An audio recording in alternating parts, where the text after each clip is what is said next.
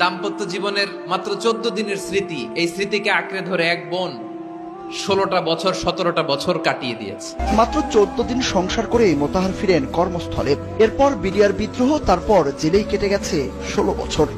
ওর প্রতি আমি কৃতজ্ঞ যে ও যদি না থাকতো আসলে আমার এই ফ্যামিলিটা এভাবে বাবা মা টিকে থাকাও কষ্ট হয়ে যেত।